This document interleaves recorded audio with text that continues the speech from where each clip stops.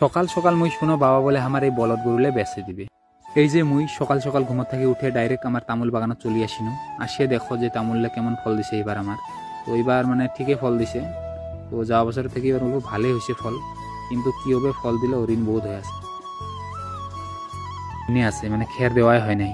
তো এই বাছুরের যে গালটা বলে যে স্যাটিসফ্যাকশন ফিল হয় না, মজা লাগে একদম, গালটা নাড়ি থেকে মন যায়।